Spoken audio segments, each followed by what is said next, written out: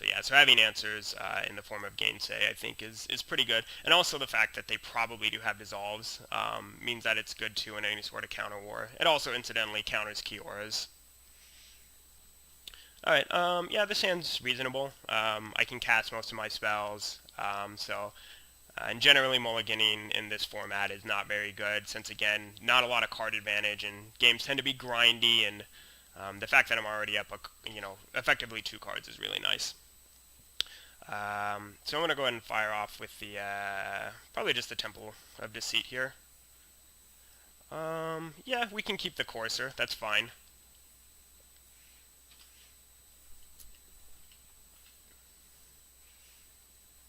Probably has a Thoughtseize, or Brain Maggot, that's fine too. I mean, nothing really too exciting for him to steal here. I mean, he can take like Prognostic Sphinx, but I have 3 removal spells in hand.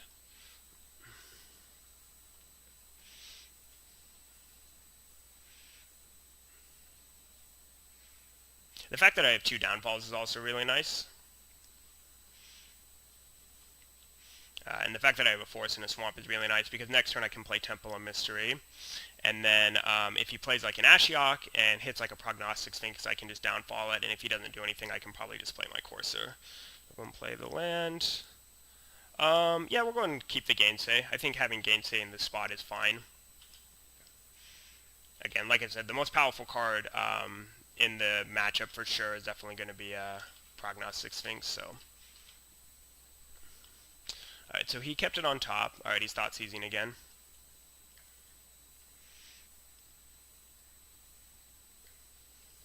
He might just take the downfall. He might be just trying to get me with like an Ashiok here.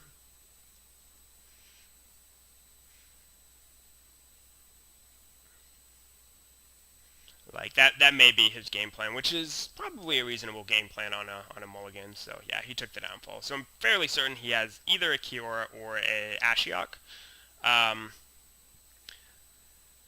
Knowing that, I'm actually very tempted just to sit on the Gainsay and not play the Courser, but I feel like that would give away information.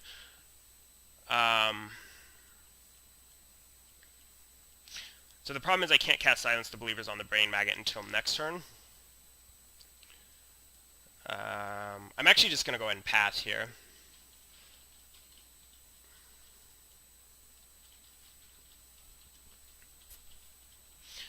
The only way I really get punished here for this, I think, is if he happens to have like another Thoughtseize plus an Ashiok. So I think this line's fine. And I think he's just going to go for it. Yep, so we're going to go ahead and Gainsay this. Yeah, with the way he was sequencing his discards, basically taking both my downfalls, made me fairly certain he had a Planeswalker of some sort. So, alright, and then I'm going to go ahead and lead off with the Courser here. I could play Carroted, but I think I'd rather just take the chance here to hit some land drops. Again, like I said, card advantage is pretty big in this matchup, so taking your chances to hit your courses is good. Alright, so he's going to get my Sphinx.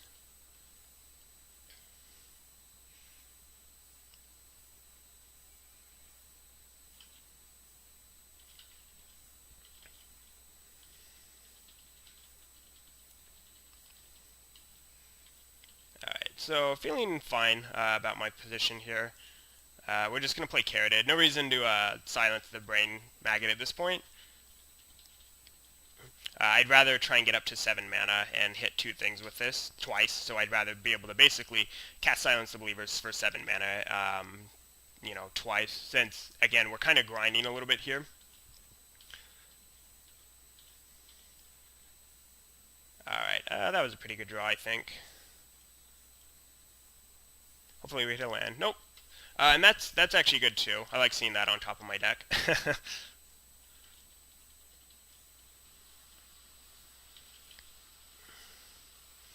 He might have a Sphinx of his own. Unfortunately, I do get to lead off with mine, or play mine into his, so.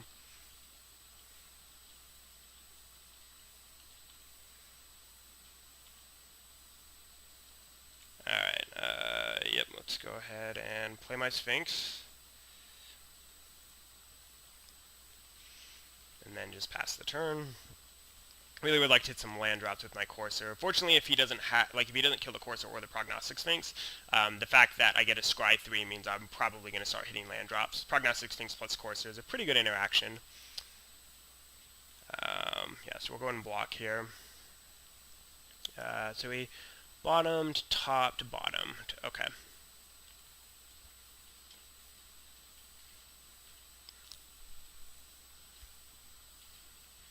Okay. Alright, so I think I want to go ahead and enter my attack step first here.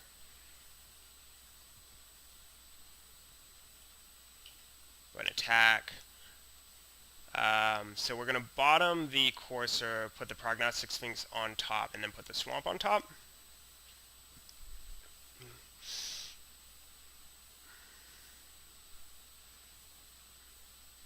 He might actually end up... I probably actually should have thought Seeds first, since if he kills the Courser, it actually phases a draw step. Alright. Oh, we are good. Alright, so let's go ahead and Thoughtseize here. Yep, take the Carroted, that's fine. Draining him of cards is actually perfectly reasonable at this point. The question is whether I want to silence the Believers right now. 1, 2, 3, 4, 5, 6. I think I actually might want to... Well, no, I could probably actually take one more hit. I think that's fine. And I actually should have attacked with my Courser too. That was a mistake on my part. Okay, so he's an Ashiok. That's fine.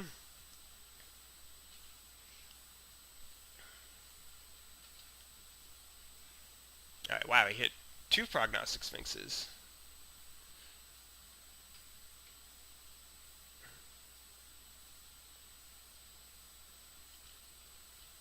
Alright, and I'm not going to use Silence the Believers here on this, and I didn't do it. The reason being that I'm just going to go ahead and main phase it. I can afford to take one more hit, I think, from the Sphinx here. Alright, so 1, 2, 3, 4, 5, 6. Yeah, so we're going to go ahead and actually play the land. Well, yeah, because I need to be able to kill the Brain Maggot. So we're going to play the land from my hand.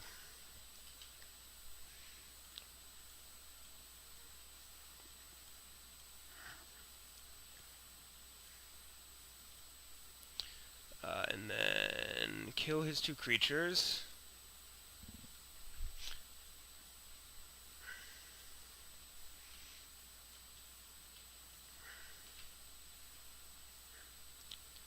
Alright, and then kill his Ashiok.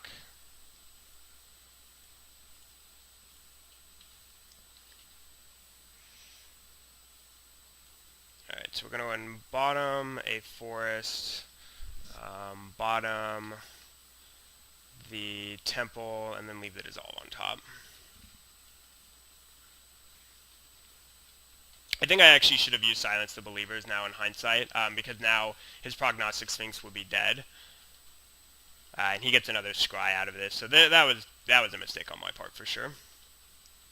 Should be fine though still. If I get to untap and draw the Dissolve, I'm going to be in a really good spot. So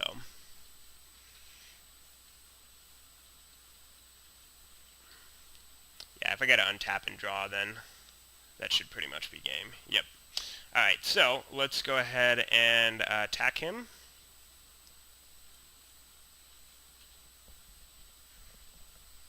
Well, these are all quite good. I don't think... Actually, no, Kiora is probably fine. I don't need Thoughtseize, so we'll go ahead and bottom that. We will leave the Kiora on top and the Reaper of the Wilds on top. Maybe I should have just kept the Kiora, but that's fine.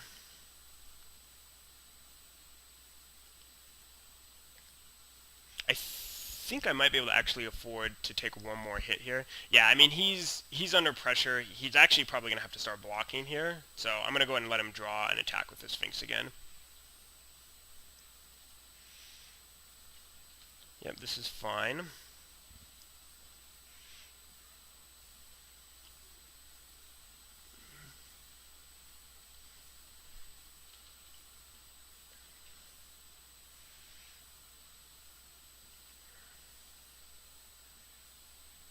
so he's keeping his cards.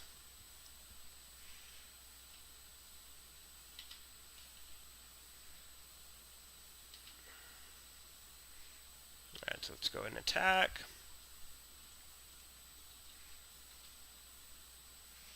He probably has a downfall, possibly. Alright, so I think I'm actually going to just let this resolve. Yeah, that's fine. We'll go ahead and let it resolve. Put these on the bottom, and leave the Kiora on top.